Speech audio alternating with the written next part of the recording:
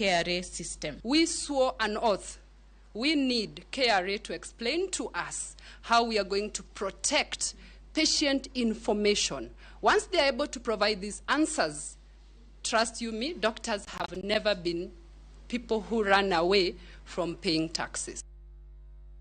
Chwalo atamalo prayo koda bicha magomenda mag siro some sekondar heithuolo mandala par magyo yangi kod jagoro mongiore migao mar somo Belio Kipsang e kinde da odhoge kod komiti mar od bura mochung'ne rango kaka itiyo kod omenda mag jopiny.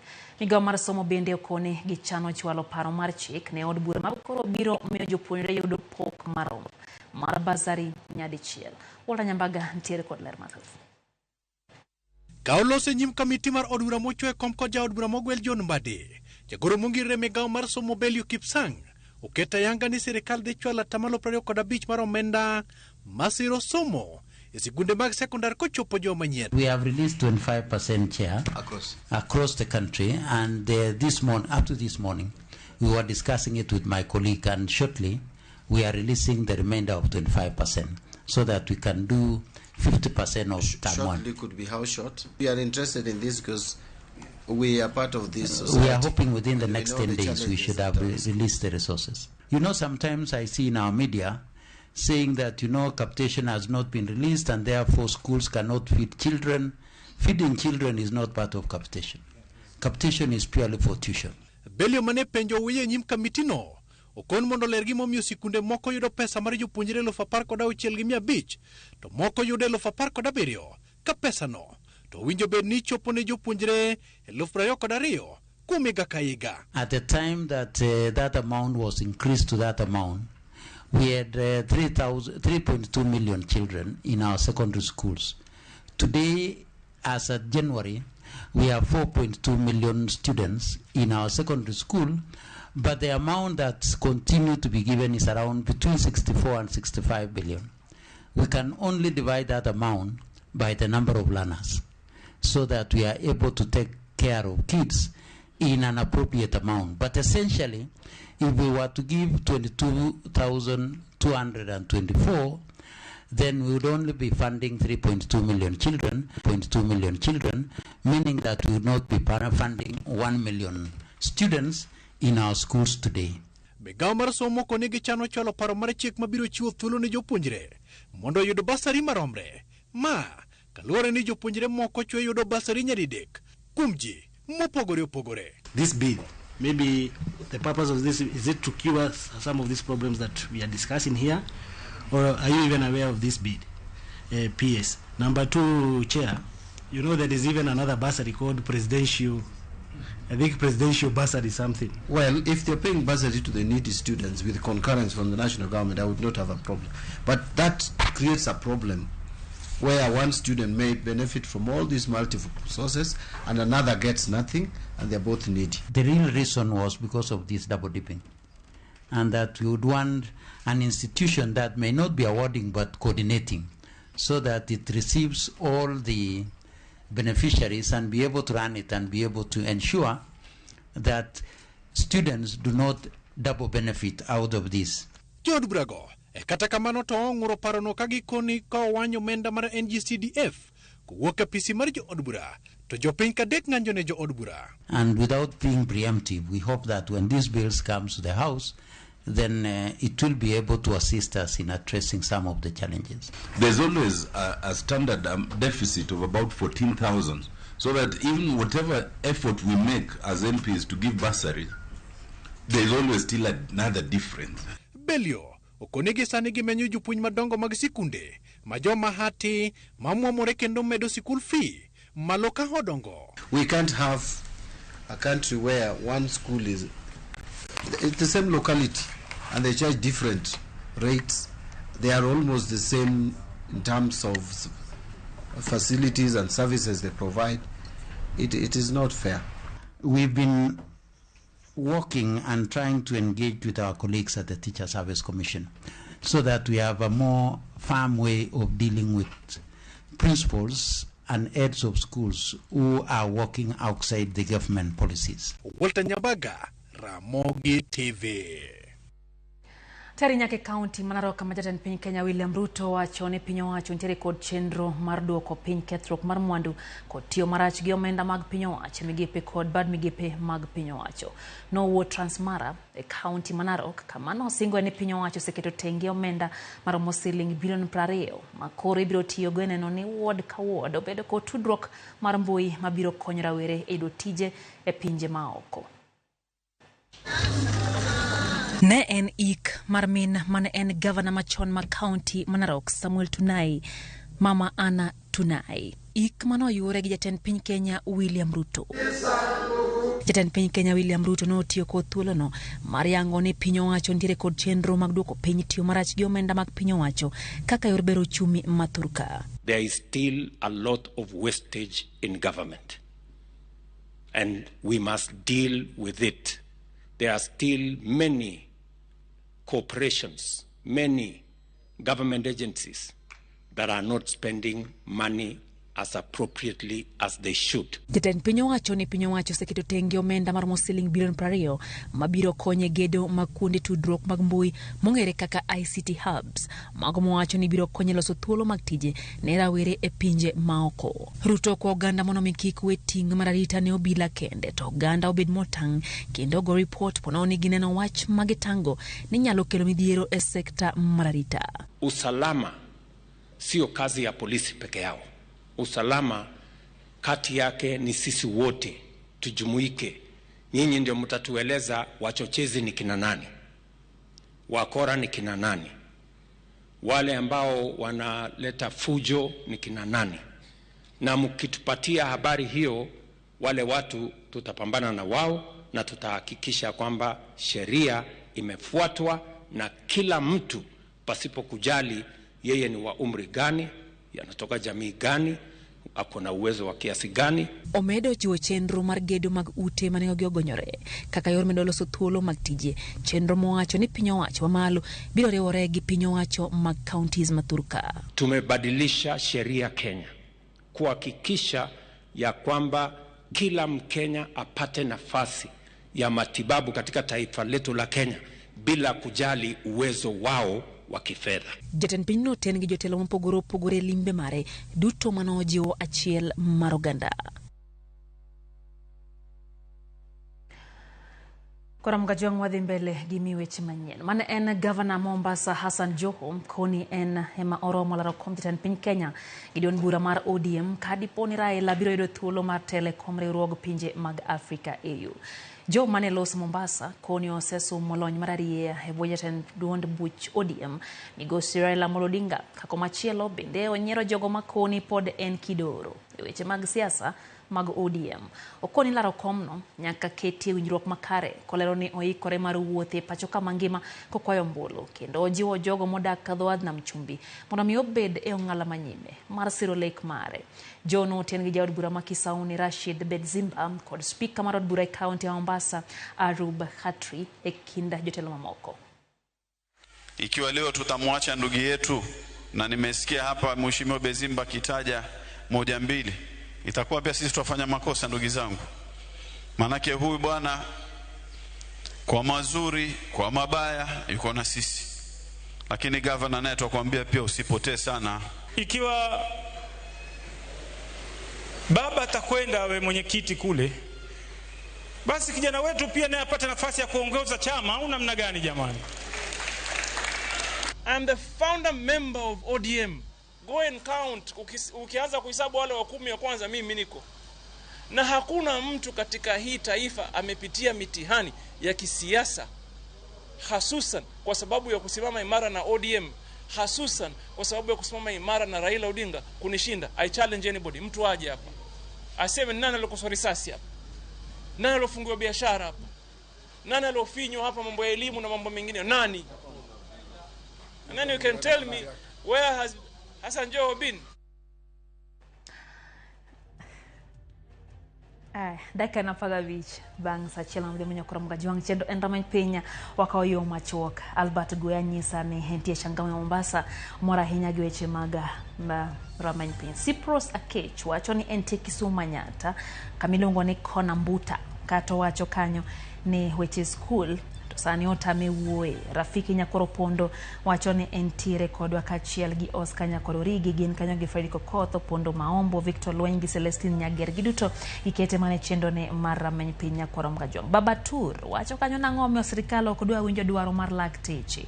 Openjo ni to dhano to tuore pile ka pile, sirikal ni wacho ni oyie ni okodewo ngima oganda jo Kenya. Mano pach Baba Tur wacho ni omor ahinya gi chenro ne. Aneno bende ote mar jamta wuoda wa Siboda wacho ni kaka pilo seche kin kenda wa Siboda weche gi chope yo makare. Pastor Omondi Otiche maro gemonyore wacho kanyo ni entiere kodwa jaode Sara Tieno Nyaseme gi Archbishop Odhiambo Bura gi jagoro mar kanisa gi Alois Ochienda giduto gi Lilian Ogesa ikete RamogiTV odhiambo makawuono. Washington Peter wacho ni omor ahinya gi wach ma jatend piny owacho Narok nikech owacho ni weche makamago ema gero piny Kenya. Lavina Adhiambo kantie oyoma kumoro ni Chianda wacho ni en bende osechekin. Eno bende ote mar Robasha Wise. Robasha wacho ni en japuonjo Kech Robert Mugabe gin kodwa gi anyuola mare kamoro Madori na wuoro wile gi jaduong' Dominic Okech giduto gikete mana kaka gintiere gwenge motisi ni Seme Kadinga gimoro ahinya gi chenro ni mar rameny piny. Joseph Oyo japuonj din mane luongo ni japuonj din maya e county ma Homa Bay mano kanyo Nyandiwa Parish okwayo sirikal mondo mi obed kod winjruok kod lakteche mapacho kae kata wacho ni mondo kik gomo bedie nikech nitie jomo wacho ni tiyo gi yedhe odiochieng' kodiochieng' mako kalo to thieth nyalo bedo ni kethore kendo andila magisebedo ka gikawo chal ka gima dhi kayiem nono. Mi okwayo winjruok e kind sirikal gi piny owacho mondo mi weche odhi makare. Eno bende Reverend Dickson Ongola nyisa kacha ni gin gi minode Pastor Rael Ochieng sirikal okonyo wach lakteche wacho ni oganda dhi hinyore gin dala mar Odiko Pany gikete mana chendo ni RamogiTV erokamano Reverend kuom ote mari kachiel gi Rael Ochieng. Wayo matin ma en rameny piny kiketi mabor Nyakoro Mgajong maduoko mathoth nyaka twak mar rameny piny.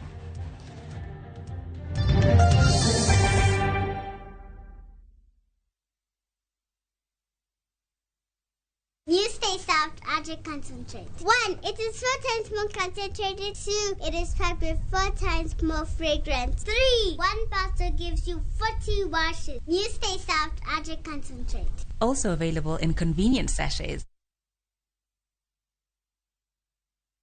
Are you ready to turn your Skizzer into cash? Dial star 487 star 3 hash. Choose your favorite Skizzer, confirm, and enter to win big. 50k daily, 100k monthly, and the grand draw of 1 million Kenya shillings. Each time you download Skizzer, you support our local talent as you increase your chances of winning big. All SMS alerts are from Skizzer Citizen, and lucky winners will be contacted from 0709 767 000. Skizzer Tune, Skizzer Chapa. Terms and conditions apply.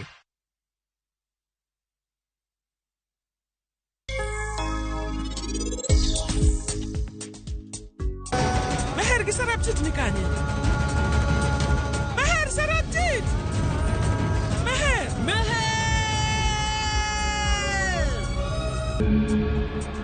Amosi jatelo. Bera hinya. Traffic ne nitie ndara kose unu dich kuchiemo. Mos jatelo aneno ga e sinema polisi chopo kaka gimoro amora osetimre. An adwaro ni mondo ininyisa abiro chiwo mich. An abiro kawo karan mondo adhigo.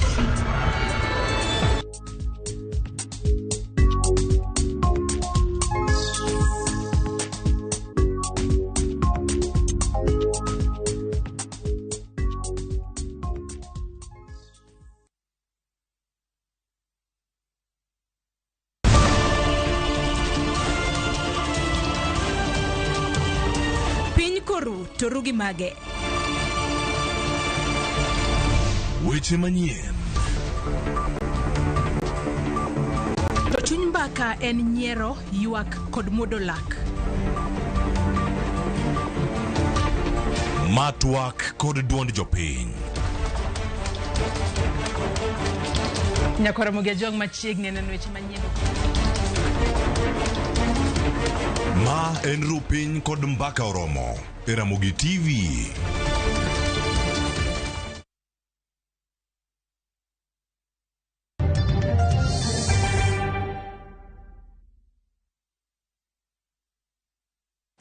Machiegni kendo nyakorom gajwang' chendo en rameny piny wadhi mbele gi weche manyien. Piny owacho ogolo siem ne jotich mag piny owacho ma oyawo kuonde madho kong'o ma owere gi ohalano kata gi gwe tao kaka jotij piny owacho. Jatend migawo mar arita Kithure Kindiki kod jalup jatend piny Rigathi Gachagua nolose gwenge mopogore omedo kalak gini ok gibiyie mondo mi ohande kong'o ma chik ok opuodho medhi nyime pacho kae. Kindiki kawuono nolimo kaunti abiriyo marang kaka ikedo gi lwenj kedo kod kong'o ma ok opuodhi. George Bati ntiere kod ler. Ndala 12 nyaka ne sirikal land lwenj kedo kod kong'o ma chik ok opuodho e pacho ka. Jatend migawo mar arita Kithure Kindiki koro medo jiwo duonde ka koro golo chik ne apisa mag piny owacho ma oyawo kuonde math kata bar mondo yier e kind ohand bar kata tiyo ne sirikal. We have also asked all officers, all public officers who are involved in any business connected with alcohol, they must stop and close that business, or alternatively they leave service. Even if the premises is licensed, even if the premises sells legitimate products, an officer who is a law enforcement officer getting involved in law enforcement in an industry where they have business interests creates a conflict of interest, and therefore the one must give way, and it's upon the officers to choose. Kindiki osingo ni ok gibidok chien e kedo kod kong'o ma ok opuodhi ka olero ni ohala ma kamago rocho arita kendo kwayo josiasa mondo kik rwak siasa e kedo kod kong'o ma ok opuodhi. Nationwide crackdown is a security enforcement operation, and as I said before, it has no time limits. We will continue with it until the problem of drugs, illicit alcohol, and psychotropic substances is eradicated in our country. Political leaders and other leaders to stay out of this matter. This is not a political matter, it is a law enforcement matter. Kaka yoro jiwa arita, jatend migawo mar arita Kithure Kindiki bende notimo limbe kendo bago romo kod jotend arita e kaunti ma Siaya mar keto kenge mag thiro kweth moko mag jomaundu alunde ma okonore e moko kuom gwenge ma Nyanza. E kindeno bende jalup jatend piny Rigathi Gachagua okoni apisa mag arita mondo ne ni gitiyo ne jo-Kenya gi adier ka osiemogi ni mabiro yule tich ibiro mana teng' lwete mogo. Mabaa haitafunguliwa mchana na usiku. Ile mabaa ambayo iko na leseni ifunguliwe saa 11. Wale wanataka kutumia watumie saa 5 waende wakalale. Hii ya kukunywa mchana haiwezekani. Hii ya kukunywa mpaka asubuhi haiwezekani. Na sisi tumeamua kama serikali, hakuna county commissioner, hakuna OCPD, hakuna OCS ataenda transfer. Ukishindwa na kasi tunafutia wewe pahali wewe iko kutoka hapo unaenda nyumbani. Magi timore kinde ma county commissioner ma Kirinyaga Hussein Alaso oloro kuonde math maromo 114 ma itayo kod jotije sirikal. Kulikuwa na bar 114, I think 114 bars owned by civil servants, officers of the county government. There are 114. All of them have been closed. Alaso bende oluwone gi wito oko lesen 400 mag kuonde uso kong'o kod yedhe mamoko ma chik ok opuodho bang' yangore ni gitia taro mar chik. Kwa jumla tumeweza funga bar karibu 400 bars. We have closed, yeah, and pharmacists and agrovests. We have closed more than 400 bars now in this country. Na bado tunaendelea. Kakoro lwenj kedo kod kong'o ma ok opuodhi omako mach Turka. Sirikal umo e piny Ningang ok gibimbe kotol nyaka yedhe marocho ngima oganda rum e pacho ka. George Bati, RamogiTV. Jatend migawo mar arita Kithure Kindiki osiemo kweth makelo tulo e romo mag siasa kata romo mamoko ma obagi gi jotelo. Kindiki oloso ka ogolo chik mono minon kendo ka okang' ma kweth manyocha ogoyo koko e romo mag jatend piny Kenya e kaunti ma Bomet kod Kericho. Politicians are allowed to differ on ideologies, programs, policies, and viewpoints because our constitution allows multi-party democracy. However, no politician of whatever stature is allowed to use violence, goons, and other criminals to harass, intimidate, or incite the public against each other. And I have left very firm and clear directives on the Trans Nzoia County Security Committee to be firm, ruthless, and merciless on all people who sponsor, finance, encourage, support, aid, and abet goons and political thugs who go to disrupt meetings organized by people of a different viewpoint. And it doesn't matter whether the organizers and sponsors are pro or anti-government. We will crush them equally. Riwruoge makelo ratiro ma oganda koro wuok kendo jiwo piny owacho mondo mi okaw okang' mar kedo gi yedhe mamero ji ka giwacho ni mano e yo makende mabiro neno ni oduok chien kwan oganda ma yedhe mamero ji rocho ngimagi. Ka gitwak gi jofwambo e boma ma Kisumu ne otelnegi Blue Cross gidwaro ni mondo piny owacho med nengo mar kong'o kaka yo makare mar jiwo lwenj kedo gi yedhe mamero ji e pacho kae. Bende gidwaro ni tend counties oluw chike matayo puodho kuonde ma iuse yedhe ma kamago. Alcohol prevention and working on. Good morning. As the board chair at SHAPE, those who own second generation. Each county now has Alcoholic Drinks Act, like Kisumu has Kisumu County Alcoholic Drinks Act, which also talks about the distance of an alcohol premises next to a school. It should be 300 meters away from the schools, but this has not been done. A lot of bars, a lot of wines and spirits have been licensed next to schools. So we are looking at a total ban of alcohol selling within 300-meter radius of schools and institutions of learning, churches, and areas frequented by children, which expose vulnerable population to alcohol. The increase in excise tax of alcoholic drinks is considered the most effective way of addressing the problem and ensuring that we prevent the young population or the young people. Ndalo mano kende toka obila moro manyocha otiete sendo obila mandori wito ngimane juma mokalo bang' ka jopiny norodhe e sach apedha mar kedo gi kuong' ma oko puodhi. MCA ma East Asembo Gordon Onguro koro golo duonde kaluwore gi apedha mager ma obila osebedo katime gweng'no chakre otieno mane gino timore.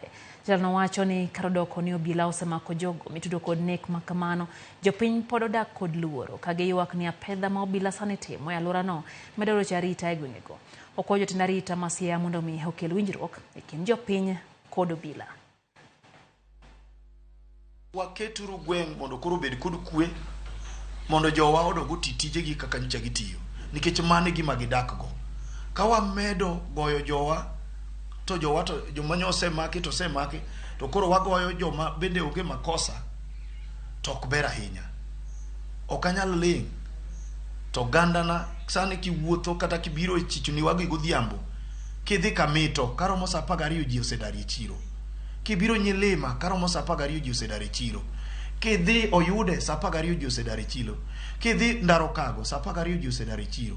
Kidhi Ndori sa 1 Ndori odong' chalo gunda. To mae kama ngima jowa nitie. Sanda kwa police ni kata ka koro gitimo investigation to ngima mag jowa giwe mondo bed gi kwe mondo jowa tim ohala gitim nonro kapod nitie jok mane oyudre kethni mapod ni oko to giluwa luwa yo makare mabiro miyo gi makgi to giwe timre mar dhi haras ji kata buogo ji e chirni.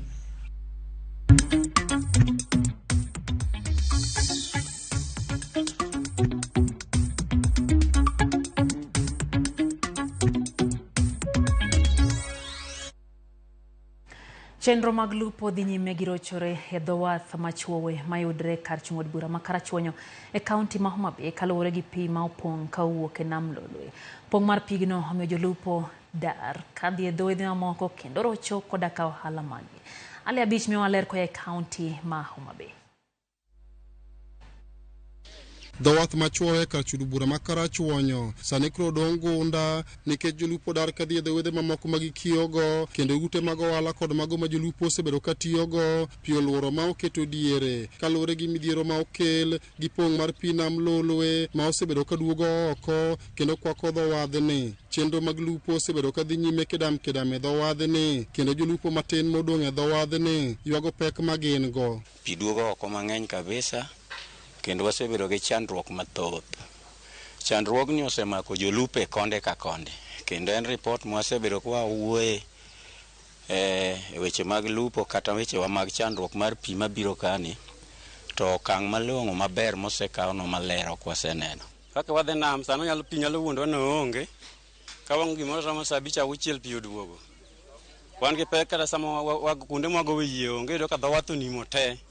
Dho wath onimo te onge kuma wago yie gi chien koka jawala yoro pi kadhi kawo rech e nam. Kendo sani king'iyo thoth yie okethore mang'eny kabisa. Kendo kuonde minyalo losgi onge. Ma opogore kod ute mag ohala kod mag jolupo ma pi nam lolwe osebedo ka okwako chope manogere dho wadhi ma jolupo tiyogo bende sani koro pi osemuonyo kendo gin kod luoro maduong' ni tuoche mikelo kod pige mochido nyalo muocho dho wadhno ma hinygi. Kata sani kata chope kende mwaonge go. Chope mane wan godo ka odong' e nam te.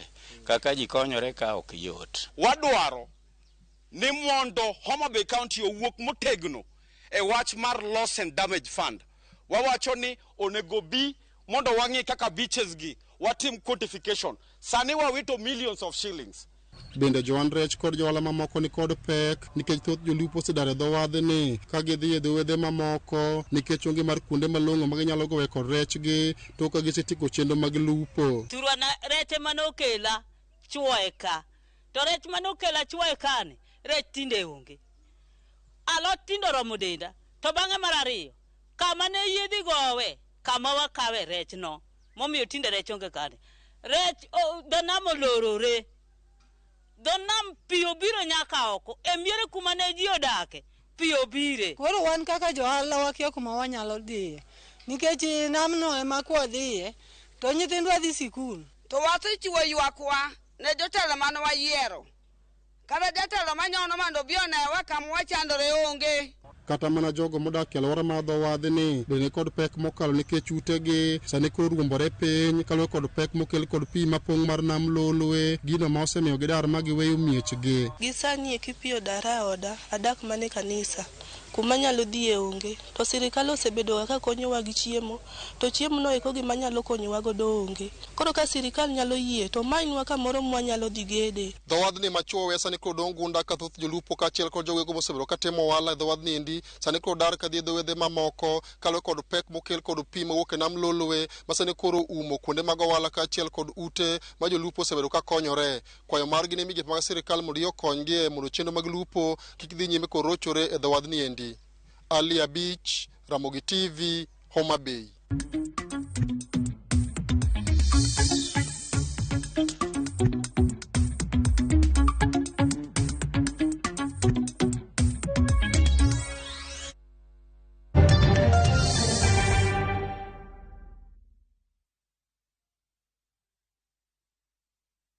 Sasa kwa thao moja tu unaweza pata third party cover for your private motor vehicle valid for 30 days. Say goodbye to expensive motor vehicle insurance. Pata bima kutoka Direct Line Assurance. Kujisajili bonyeza *487#. Weka namba plate ya gari yako, ID namba yako, email address yako na ulipe thao moja tu. And your digital cover will be sent to you instantly. Collect your sticker at your nearest Total service station. Dial *487# upate third party motor insurance valid for 30 days. Pap, ni thao tu.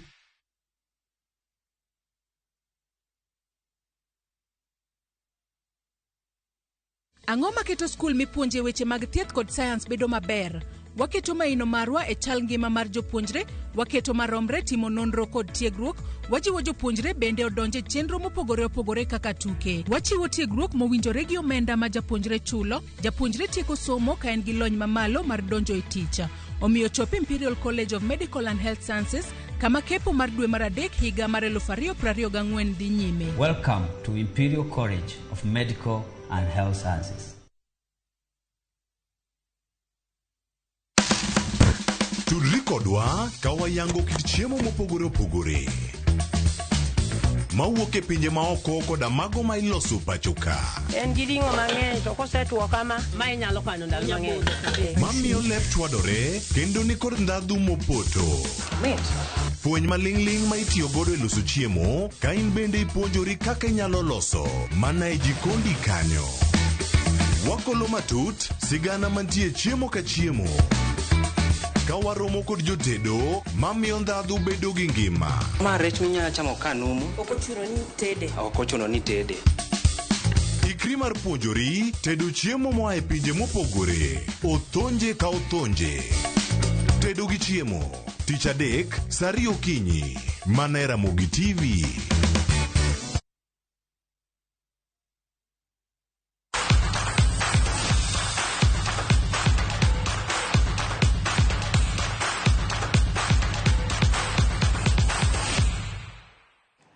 Machiegni mago mag tuke nyakoro mgajwan. Tim mar Rising Stars jotugo mahikgi ne piny mar 20 odhi nyime gi timo rako motelo ne tuke mag pinje 4 mibiro bagi e piny mar Malawi e kinde ma tuke mag adhula okawo yueyo madundo. Kutane gi kocha margi Salim Babu, jotugo gono dhi nyime gi rako e lap Makasarani ka jotugo mabende tugo e lig maoko kamoting'o Stanley Omondi makinde mokalo ne tugo ne club mar Kariobangi Sharks noseriwore gi tim makamano. Kano wuogo jofwambo Salim Babu leo ni ma en kinde makare mar Kenya miyo jotugo matindo thuolo e rang'iny mamalo gino manyalo kelo mana dongruok ne tim mar Harambee Stars anyate kinde ma Kenya biro timo ikruok ne tuke mag CHAN.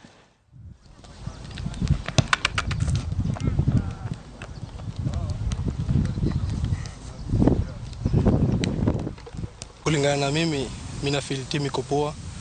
Ni actually one of the best selections mimi nimewahi witness. Ni vijana tuko poa, tunajitambua. Tuko pamoja vizuri. Najua tutadeliver vipoa. Imekuwa poa juu najua kwa ball kuna kongana chemistry fulani ile mkishapatana mara ya kwanza mko tu kimoja kama family. So hivi venye watu mpatana mara ya pili pia nadhani imekuwa more easier. Goal zetu kama team tulikuwa shaeka tukienda tournament tuweze kushinda hizo game zote mbili kwa sababu ni game semi final na finali. Sasa imekuwa na robbing but lakini nijua game zote mbili tunaenda kushinda. So tumeweka vijana ready, tuko set kila kitu mind na technical bench na kila mtu tukaongea naye. So tuna make sure kila kitu tunaenda kufanya huko kitu right kwa sababu ni team tumekuwa nayo kuanzia under team tumekuwa na karibu 3 weeks huko na Kisumu. So tumekuja hapa tumekaa nao 1 week nafikiri tuko ready kulingana na vile tumetrain. Kama chelo team mar Menengai Oilers biro rakore gi team mar KCB e tielo mar nus finals e tuke rugby mag Kenya Cup ka team mar Nondies bende biro tugo gi team mar Kabra Sugar e nus mar finals machielo odira mabiro. Team mar Nondies noficho oko team mar Kenya Harlequins banglo gi points 26 kuom 20 e lap ma RFUA Grounds buore Nairobi. Albert Atela matugo ne Queens noyudo card makwar. Gino mano omiyo Nondies thuolo mar yudo points 13 kuom 7 mano otero tugo yueyo. Bang' jotugo wuok e yueyo Nondies noyudo tries kokalo kuom jotugo Meshak Tun, Steve Odhiambo kaachiel gi Fred Shisia ma biro bedo nus final mokwongo ne team mar Nondies bang' higni 10. E tugo machielo team mar Menengai Oilers noloyo team mar Black Blades point 26 kuom 12. Kaloch makamano miyo gi thuolo mar rakore gi jobengi ma KCB e nus finals.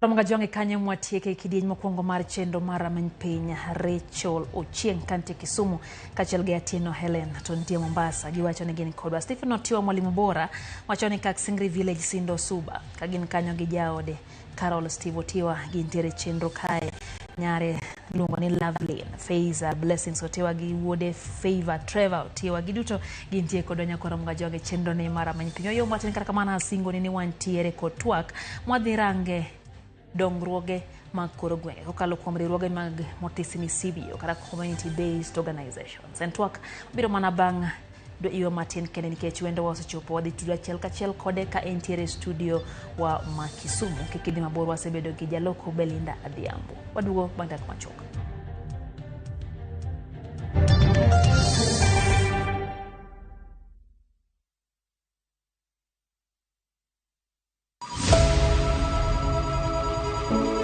Wuoth mar manyo chang.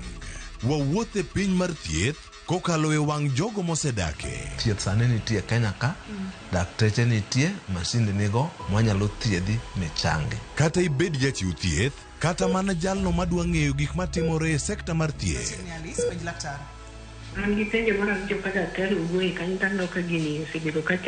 Wakolo pat jolony ka wayudo sigana tok kode marochere. Waweuru keto reputation mbele ne ngima mar ng'ato. Ng'eyo matut e weche mag thieth chako gi goyo mbaka. Advice jowani ne uru penj laktar mondo ing'e kuma inyalo konyorie kapok iyumba yumba. Penj laktar. Wuok tich nyaka tich abich, saa 12 odhiambo. Mana e RamogiTV.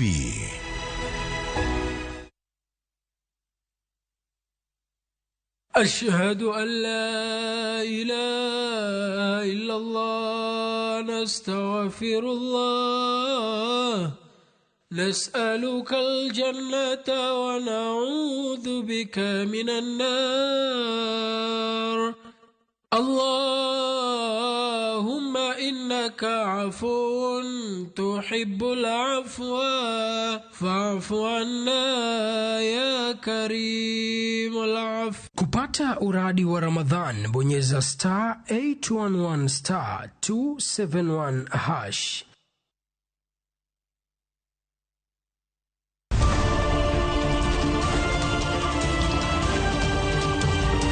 Piny koru to rugi mage. Weche manyien.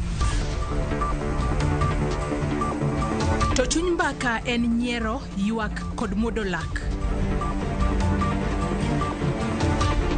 Matwak kod duond jopiny. Nyakora Ramogi jong machiegni neno weche manyien. Ma en rupiny kod mbaka oromo e RamogiTV.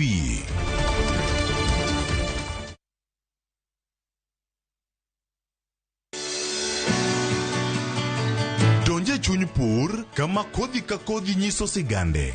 Kendo keyo ka keyo en nyasi. Eka chiel kao mananas 14,000 nyaka 18,000. Tiyo matek kelo nyak maber. Winj sigand jopur mokadho e yamo kod apaka maduong'. To girwako lokruok manyien kod nyago ngima maber ne jopur. Farmyard manyiwa the compost is the best. It berne nango oduoko lo kaka lo ne chalo chon. Bi kodwa sama wakedo gi pek ma waromo godo kendo yudo gweth makit ngima maber. Sama wachako tich mar lowo nyaka bed gi kwer. Kae tabedo gi beti, kae tabedo go pao. Kaluo wakae dhano owuok oko ne pur. Pur gi ohala. Tich adek ka tich adek, saa 1:45 otieno.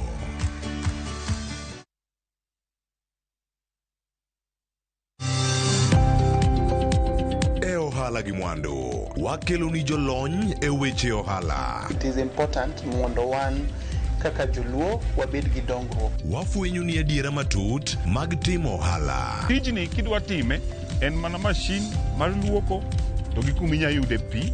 Wawuoyo e wi yore makare mag timo ohala. Kisechopo level mabedo brand, ono beni gimoro amora mitimo en gima timo ang'o makelo pesa. Wakonyi dongo ohandi ka wamiyi yore mag kano mwandu. Investment group kawache mana gi nyinge no en choko pesa kasto ikete kamoro kasto golo nyinyo. Mabiro konyi e kinde mabiro. Omiyo wakwayo ni ji duto ket pesa gi e savings mondo wapuonji kaka gibiro tiyo godo. Riwri kodwa chieng' tich ang'wen saa 1:45 otieno. Mana e RamogiTV.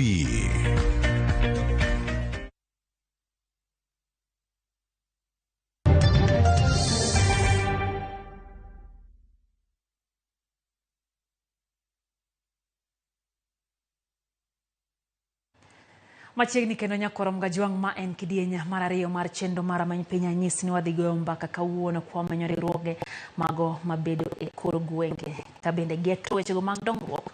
Riwruoge motesi kendo midendo gi dho kisungu ni community based organizations. Gini riwruoge bende getno ni oganda bedo koda dongruok e kindgi giwegi to mondo mi wabed kod ng'eyo matut kotenre kod ma anyisi ni wantie god wendowa ma Dr. Peter Hayombe Sibul ma en jalony e wechego mag science mar oganda kata social sciences. Kendo entiere ki studio ma Kisumu. Oyimore Dr. Peter. Angeni ma en thuolo mokwongo ma kuidonje e chenro mar many piny mosenyi kwa Ramogi nyiso ni to Peter en ng'awa to timo ang'o machiegni. Kamano, Peter en public health consultant wan wageng'o tuo to wamiyo keto ngima bedo maber, ma miyo koro ji koro ok nyal bet ni dhi ir daktari. En gima ber ka igeng'o tuo mondo kik tuo maki, mondo kik ibed ni koro idhi osiptal. Koro prevention ber moingo di thieth. Koro kaka Hayombe asebedo kakonyo CBOs, of course CSOs moriwo CBOs, NGOs mar ng'iyo projects magiloso, gik ma gitimo, keto ni gik ma gitimo go en ang'o ma ginyalo dhi gitim mondi, that is baseline, mondo ing'e ang'o mathago jogweng', ang'o mathago jopiny. Then bang'e ka gise konyo gi nono kamano, to gibiro bang'e ging'iyo to ka gise implement project bang' higni 3-4, en ang'o gang'o molokre kor gweng'. And I'm a family man, koro mani Hayombe Peter. Machiegni ahinya Peter, chenro mara manyipenyero kamano kuom fulori ne oganda nyikwa Ramogi. Nyiswa ni to riwruoge ma kamage gitimo ang'o, to ere kaka iloso gi? Nitiere gwenge mang'eny ni riwruoge gi onge. Ka bende duoko penjero nyiswa ni to riwruoge bende gintiere gwenge ma Nyanza, gwenge ma Kaluo. Peter. Riwruok to gi ng'eny ahinya e gwenge ma Kaluo, lakini ter chan nwaluoro riwruok gi maber. Ok ging'eny ahinya ka gintie kuonde jomoko. King'iyo CBOs mantie e Nyanza, gitin compared gi kuonde moko ma onego bed ji kalogo time gima konyo dongruok. To mosebedo ka ji timo, gibedo ka timo maber, kendo molo gikonyo mine, gikonyo nyithindo, gikonyo skul, kata weche mag water sanitation and hygiene, gikonyo gweng' kabisa. Lakini thurwa Nyanza koni to gitemo bedo matin moloyo kuonde moko. To gin gik ma yot mondo ng'ato dhi o register, nikech be sirikal oketo kaka i-register gi maber, iwriwore ka group to bedo members, then members kosebedo together nitie gimigolo as a member fee. Mano kosechulo member fee no, to uloso constitution madhi konyo kaka udhi ringo e grubu no. Then bang'e udhi ka social development officers, then register. Then kuse register to gimiu puonj be matin kaka unyalo riembo grubu no mondo dongruok obedi. Kendo kapo nitie kata tungoni e kindu kaka group, unyalo ga dok irgi kendo ginyalo ga miu advice. Kin SDO, social development offices entie every sub county. Kamano. Nyiswa ni to diponi en ang'o mamiyo oganda wabedo kod nok mar riwruoge mag magie gwengewa Peter. Kitanjo kiwacho ni ok ging'eny ahinya ko oganda Luo. Dibed ni jowa oluoro dongruok koso diponi ok gin kod yie gi grube ma iloso e kor gwenge? Dongruok waluoro dongruok, kendo jowa dwaro kabisa. Mana ma gima notimore nitie mbele kanyo grube moko manobeti. To grube gi nosebedo gi tabu moro momiyo koro ji oluoro. Sana sana gima timore ga kuom grube go, iyudo ni ji no keto pesa gi kamoro achiel, to pesa no giketo ok orit maber, kendo ok otimo gima ne giketo ni gidhi timo. Koro mano miyo ji osebedo gi luoro mang'eny mar yawo CBO. Lakini ku bedo maber, ku uketo chike marito maber, matayo maber, kendo uketo jo motelo nu be jomabeyo, en gima nyalo kelo dongruok maber kabisa. Kaka for example marwa, ne wabiro ka jogweng' waneno tabu ma wan go, to waneno alworawa ni ok en kare, yuto wa be ok ber, nyithindwa be ok dhi skul maber, nitie gik moko mathago gi matin idhi yore mag skul. Tuoche moko be mwanyalo ga geng'o, kila ka nyisi ni an ja public health, tuoche moko mwanyalo ga geng'o mondo kik makwa gi, be waneno ka pod waneno tie kuom. Koro tabu gi kuneno kaka jo group, to ubiro mondo bed kamoro achiel mondo ures gi or ugeng' gi kik tuoche kelo gi maku. Or alworau makare be ulosi, nyithindu be osomo maber, timbe gik ma nyalo njawore kuomgi. Kaka nitie a lot of mental health sani mathago jo youth, nikech betting ni kod moko be because of for example nyiri moko mochwanyre, iyudo ka nyiri kosechwanyre ma omako ich kapod otin, iyudo ka anyuola ne okwede, then kendo bang'e community be kwede.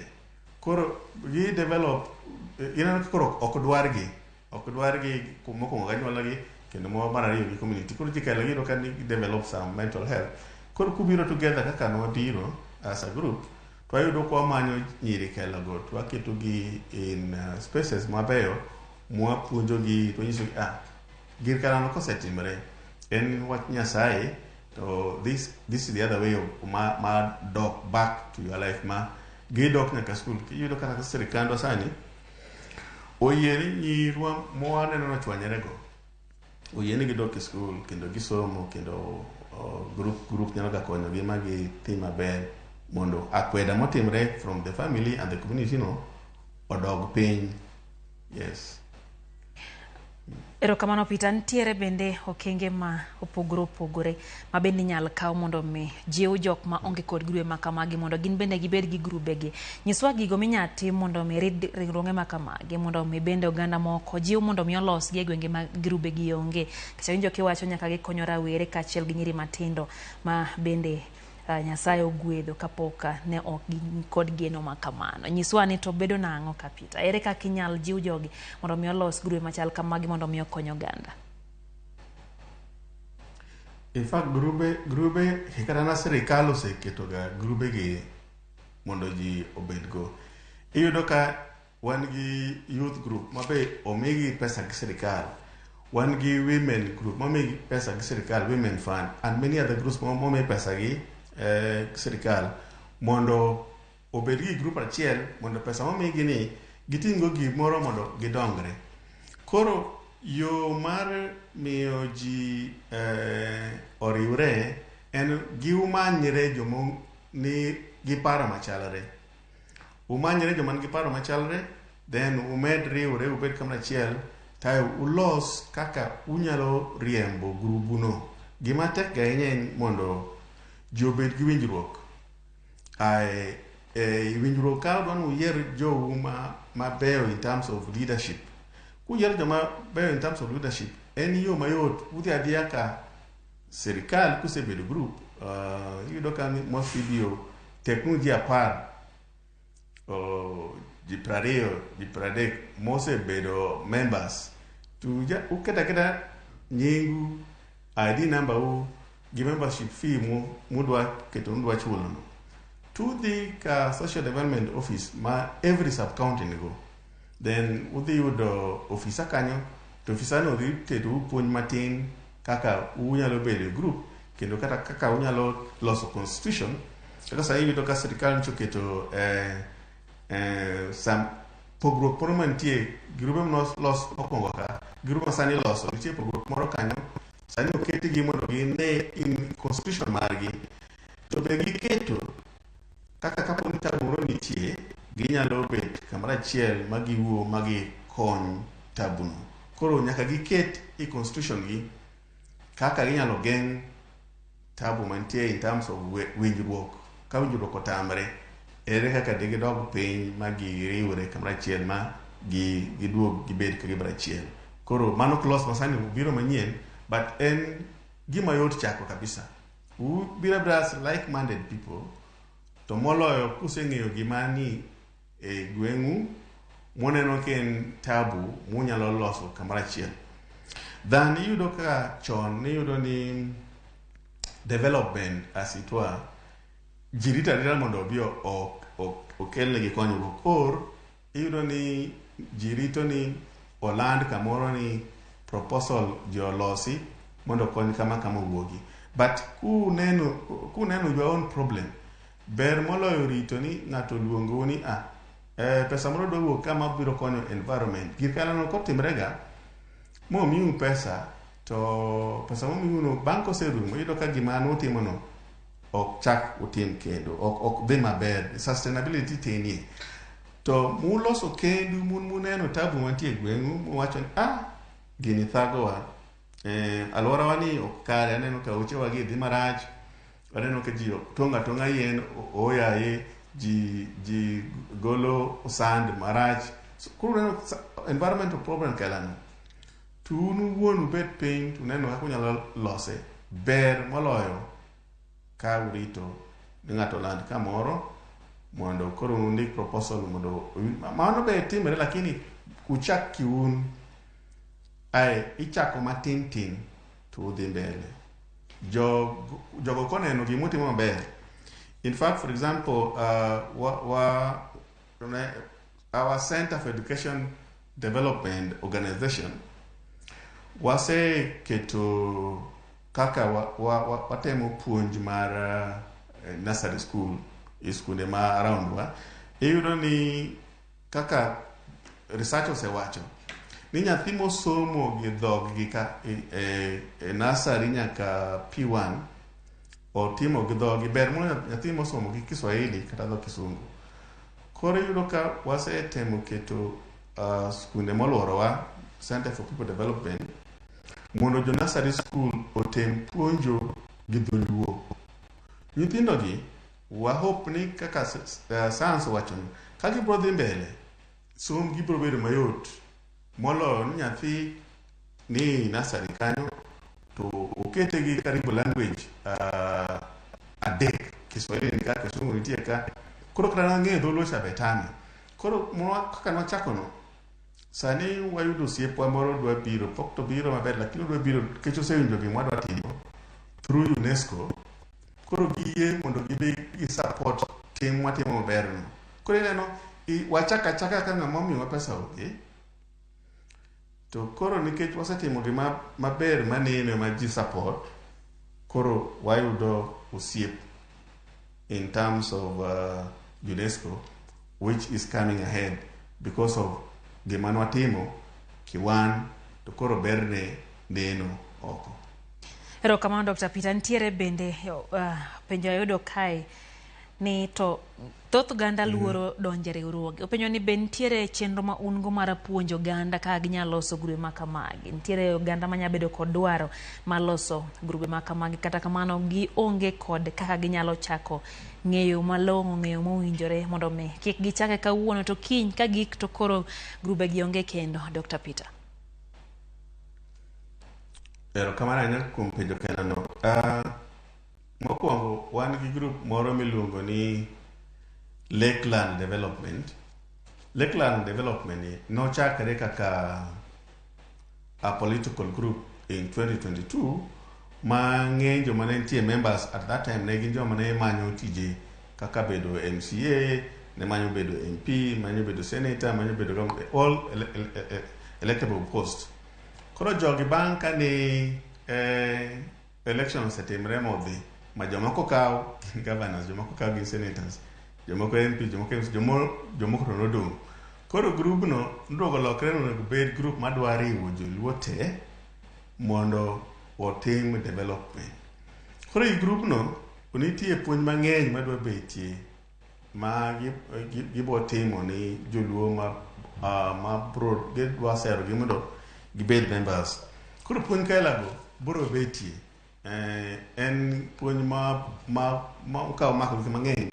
Joluo wan jomo dhi skul maber, iyudo ka wan gi engineer, wan gi doctors, wan gi teachers, wan gi mention all profession ibedo ka wan go. Gima pako ga group ahinya en financial management, rito pesa tek. Iyudo ka pesa komiyi to mit ndi, pesa ni harusi, lakini koro chule cha inakuwa matanga. Timno en mana nikech rito pesa mondo gimiwacho ni dhi timo cha itim thago jowa kabisa.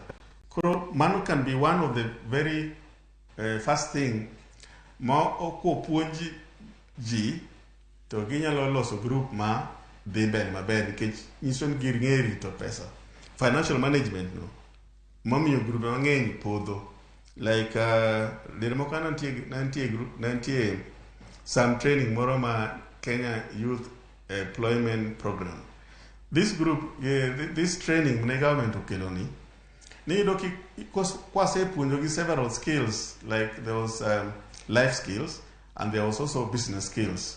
Koro in business skills kani puonjogi kaka financial management, kichako ohala gang'o, iyudo ni grube mane youth gi oloso mabo yienegi momigi pesa moko ne okodhi maber, lakini moko dhi maber nikech noyudo owinjo puonj. Koro puonj ni en gima sana financial management tabu. Ng'eyo ni pesa moholi en mar ng'ano onego ni kitiyo kode tiduoke. Gino thago jowa.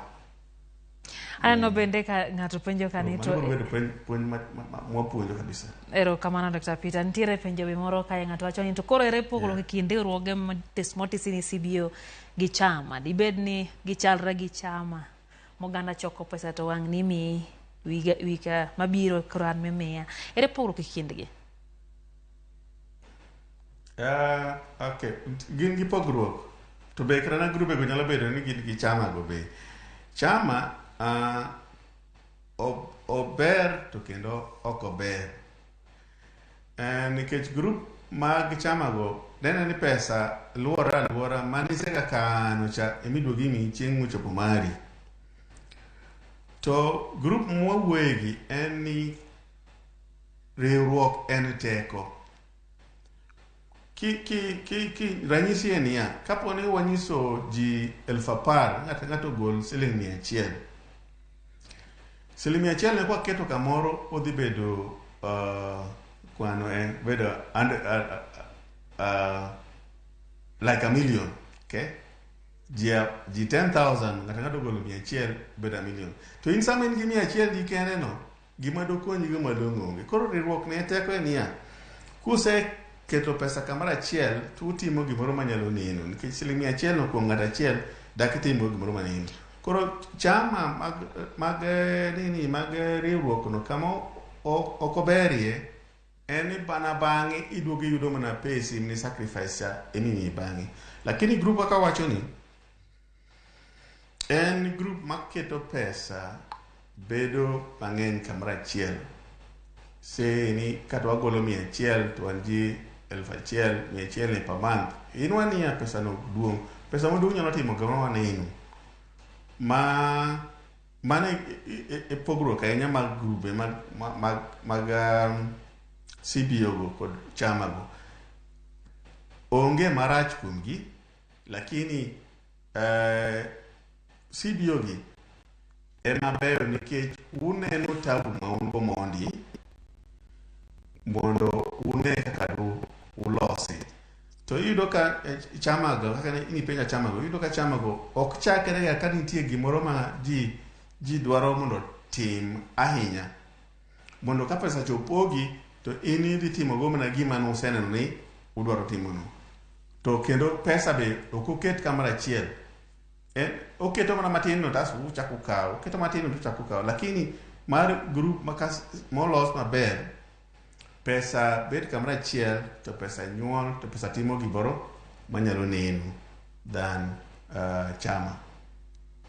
Erokamano Dr. Peter. Kato bende ntiere wach mar ka untiere group to seche moko untiere iye kato kare ochomo kuma oridore, kuma odhi kethore kata ok odhi kelo konyruok. Ere kaka unyalo ng'iyo yore mabende grubni ung'iye gi wang' moro muneni adier wachomo kuma kare kaka grup kendo wantiere ong'ala mambele mar neno ni wadongore. Bende ntiere gik mowinjo bed ni weg grup ni ng'iyo mar ng'eyo ka bende gintie gi kiny koso ka kinyo gik to mae manyarumbore piny sa asaya. Erokamano kuom penjono. Grup kadhi maber to nego bed ni gima gitimo neno. Ka gibet piny ni gidwa loso group to gindiko piny to ang'o ma wadwa timo, like objectives, ang'o ma wadwa timo kaka group wani. Koro ka gisebedo piny ma gineno ni wadwa timo ma. Koro kapo ni gini group no to gima ne giwacho ka gine ka gitimo mano rego nyisigi ni group wani ok tero maber. Example, wabedi group kata wacho ni group wani wagolo kata pesa $50 dwe ka dwe to bang' higa achiel wang'e pesa no wadhi bedo norom kama to bang' higa achiel wanyiewo gima chalo kama. Koro higa usegolo pesa ni dwe ka dwe to higo chopo mondo ubed piny mondo unyiew gima wachono kok timre mano nego nyisu ni ok udhi maber. Ai kendo mondo omi uritre maber onego beni uketo terms mag jotendu. Ji ok bed abeda kanyo ni higa ka higa gin kanyo. Giketo kaka ng'e bedo chairman, secretary, treasurer 3 years. Bang' higni 3 go korumo wachako wayiero chako kawo jomoko. Mano nyalo miyo uket jomoko manyalo miyo group no bed maber to ugol jomoko mane miyo group ok dhi maber. To gima asira ahinya to gimomiyo udhi uyawo group no bende utime to kutime to bende usudo udhi mbele. To ka upono usudo udhi mbele to mede uru obed gima maduong'. In fact, in Lakeland kanyo waneno kaka wadwa bedo gi so many department mag development kaka pur, kaka somo, kaka sponsoring nyithindwa mondo odhi osom kata loka, kaka odwa mi gik mwatimo obed ma kelo dongruok e gweng'. Last time kana an kodu ne openja penjo moro, ere ka for example dwa kony jolupowa. Aneno kata e news ka sama biro kaka jolupo ywagre.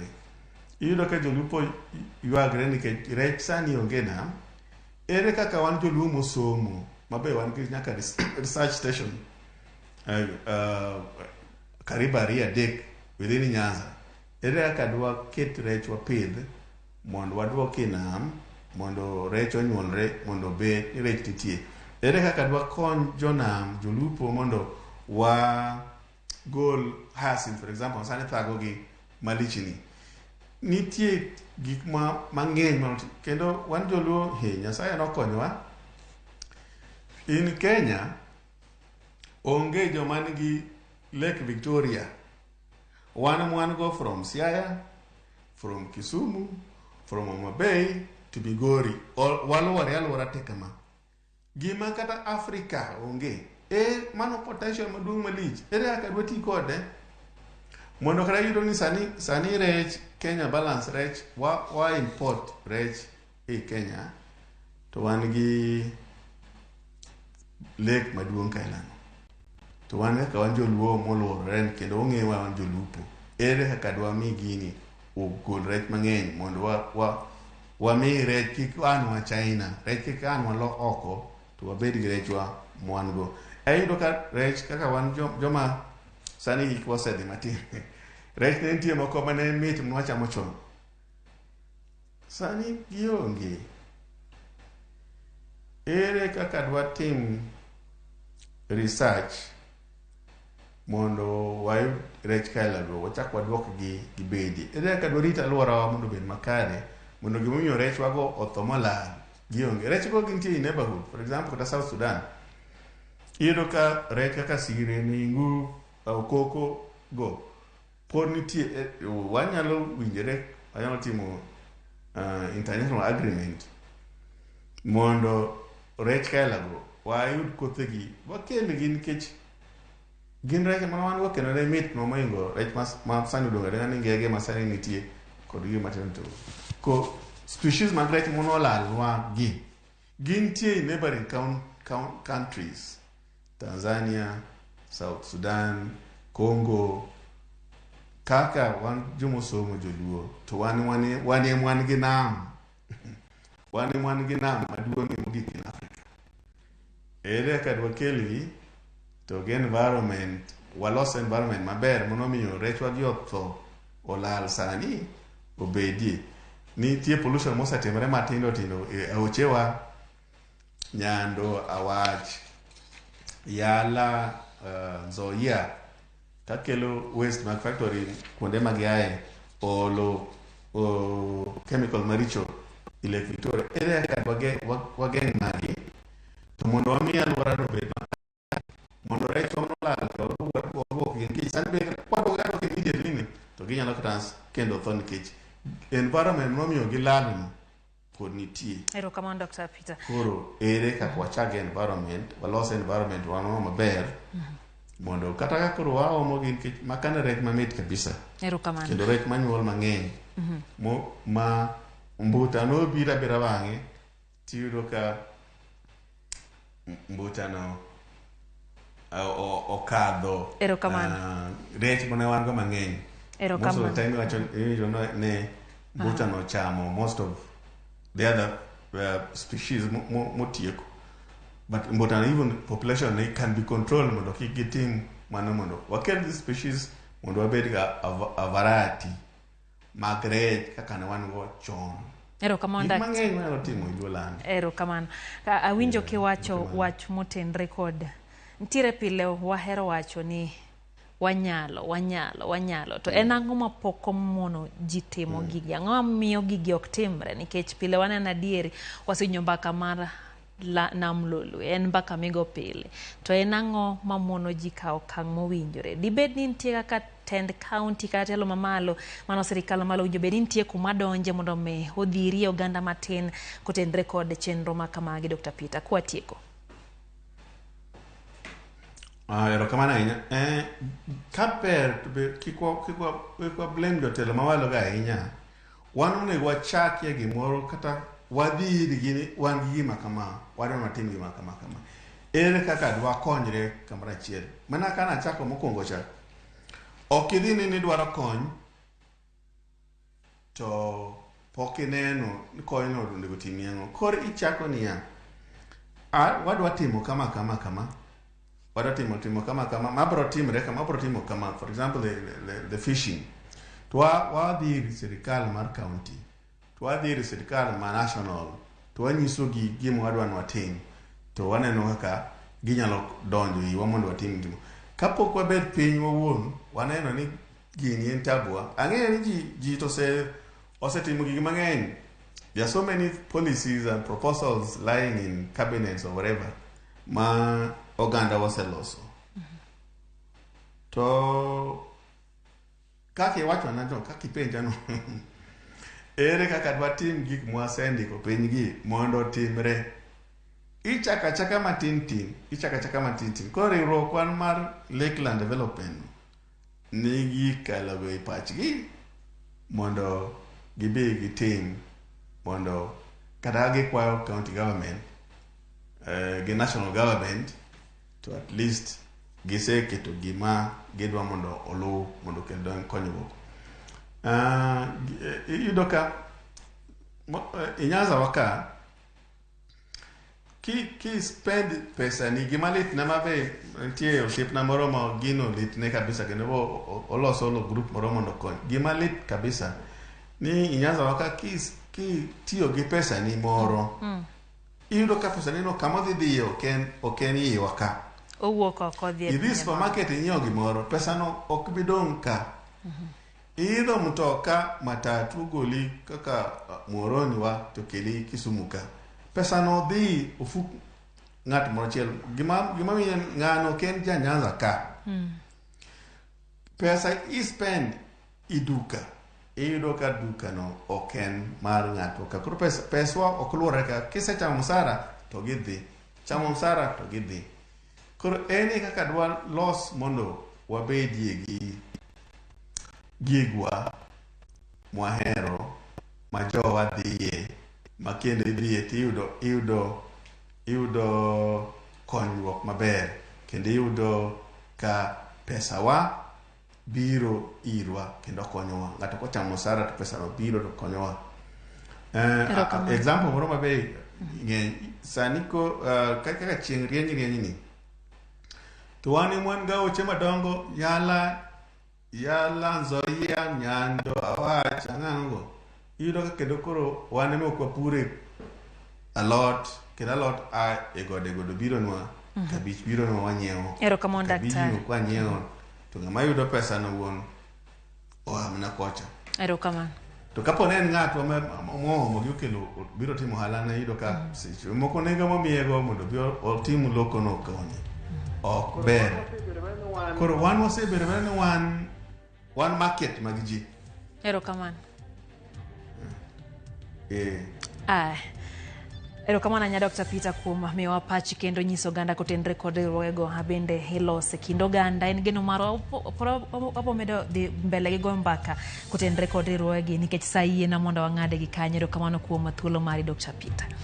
Koro magajuang mano kanyo en wendo marwa mabende wagoyo go mbaka mano Dr. Peter Hayambe Sibul mabende en jalony wechego mag science mar oganda kata wechego mag dongruok e kind oganda. Winjo ni ochakore kodi nyakworo magajuang utemo uchaki kaka oganda kamodakie ung'iyo gino mabende unyalo chako gonya to mago mabende mahinyo oganda uneka kunyalo kelo duoko makare ne moko midhiero moko kuonde ma oganda odakie. Mano en tok mara many piny waro msadi ke chenro maro nyinga Lydia. Okay.